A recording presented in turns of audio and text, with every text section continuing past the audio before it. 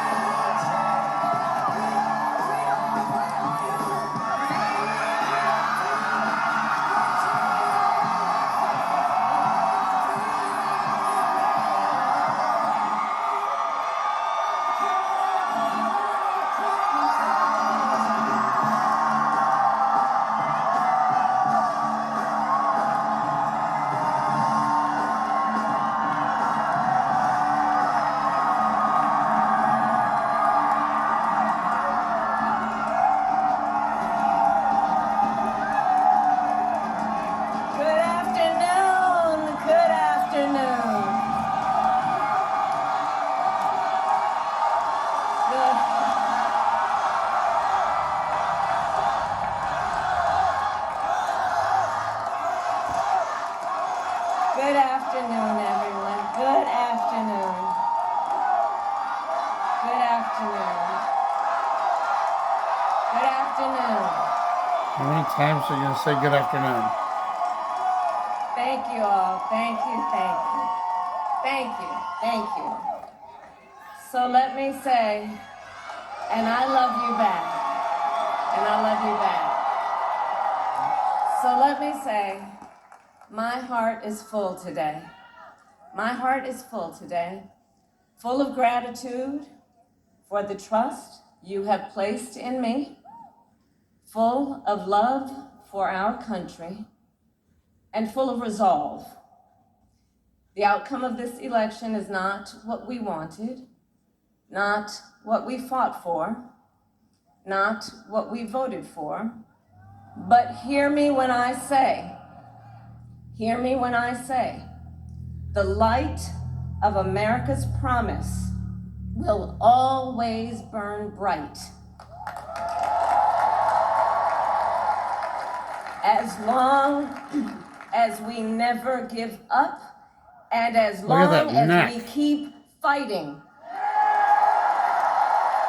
Uh-oh. Don't want to incite an insurrection. To my beloved Doug and our family, I love you so very much. To President Biden and Dr. Biden, thank you for your faith and support. To Governor Walz and the Walz family, I know your service to our nation will continue. And to my extraordinary team, to the volunteers who gave so much of themselves, to the poll workers and the local election officials, I thank you all. Look, I am so proud of the race we ran, and the way we ran it, Over the 107 days of this campaign, we have been intentional about building community and building coalitions, bringing people together from every walk of life and background, united by love of country with enthusiasm and joy in our fight for America's future. And we did it with the knowledge that we all have so much more in common than what separates us. Now, I know folks are feeling and experiencing a range of emotions right now. I get it. But we must accept the results of this election. Earlier today, I spoke with President-elect Trump and congratulated him on his victory. I also told him that we will help him and his team with their transition, and that we will engage in a peaceful transfer of power.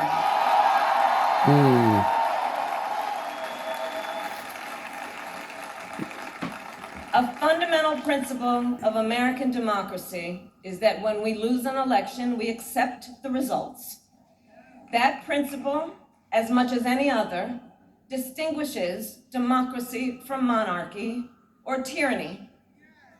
And anyone who seeks the public trust must honor it. At the What's same wrong time, with her face? in our nation, we owe loyalty not to a president or a party, but to the Constitution of the United States.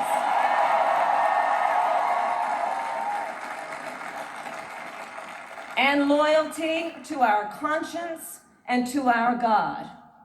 My allegiance to all three is why I am here to say, while I concede this election, I do not concede the fight that fueled this campaign.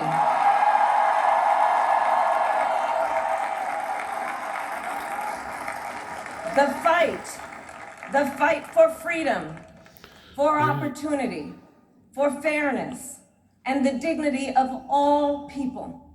A fight for the ideals at the heart of our nation, the ideals that reflect America at our best. That is a fight I will never give up. I will never give up the fight for a future where Americans can pursue their dreams, ambitions, and aspirations, where the women of America have the freedom to make decisions about their own body and not have their government telling them what to do. We will never give up the fight to protect our schools and our streets from gun violence. And America, we will never give up the fight for our democracy, for the rule of law, for equal justice, and for the sacred idea that every one of us, no matter who we are or where we start out, has certain fundamental rights and freedoms that must be respected and upheld.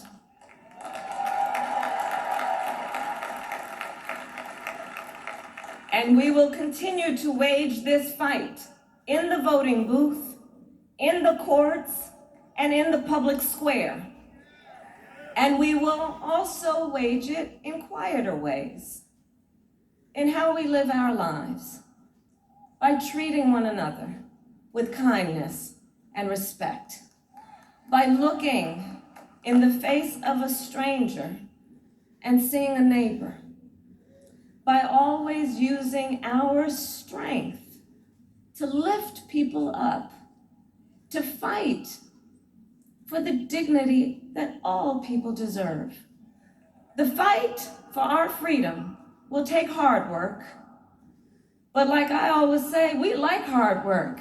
Hard work is good work. Hard work can be joyful work. And the fight for our country is always worth it. It is always worth it.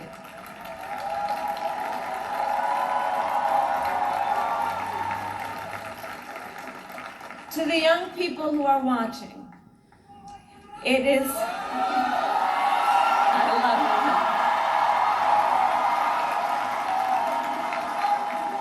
you. To the young people who are watching, it is okay to feel sad and disappointed, but please know it's going to be okay.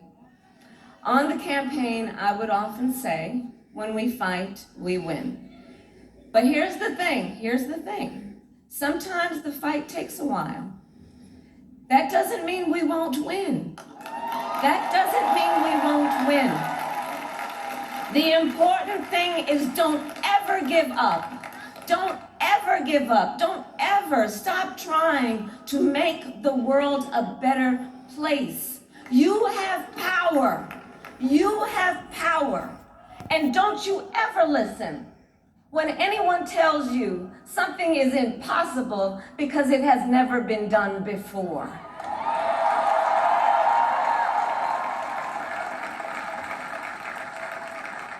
You have the capacity to do extraordinary good in the world. And so to everyone who is watching, do not despair.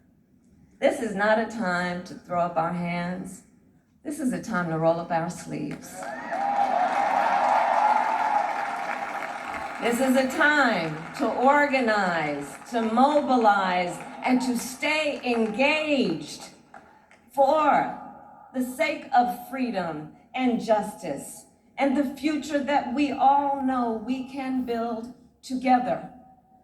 Look, many of you know I started out as a prosecutor, and throughout my career, I saw people at some of the worst times in their lives. People who had suffered great harm and great pain, and yet found within themselves the strength and the courage and the resolve to take the stand, to take a stand, to fight for justice, to fight for themselves, to fight for others. So let their courage be our inspiration. Let their determination be our charge.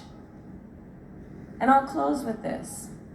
There's an adage an historian once called a law of history, true of every society across the ages.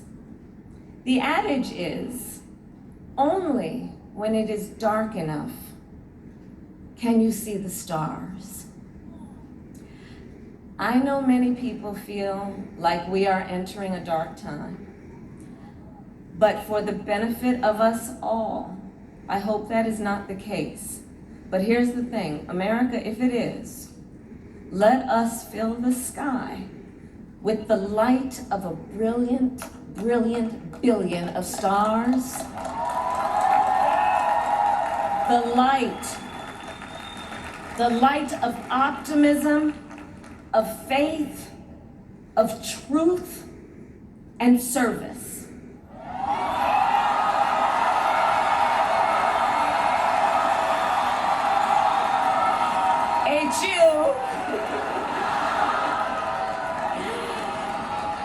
And may that work guide us, even in the face of setbacks, toward the extraordinary promise of the United States of America. I thank you all. May God bless you, and may God bless the United States of America. I thank you all.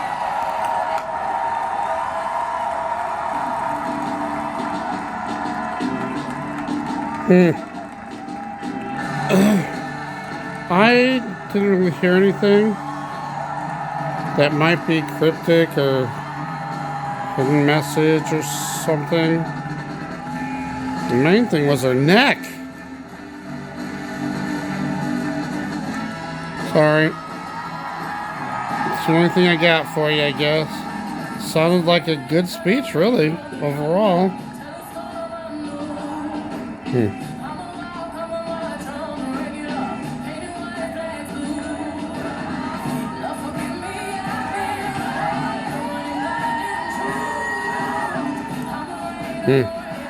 Alright, if anybody else caught anything, let me know.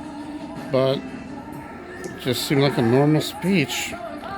But her neck didn't, it looked kind of like a reptilian. Thanks for watching.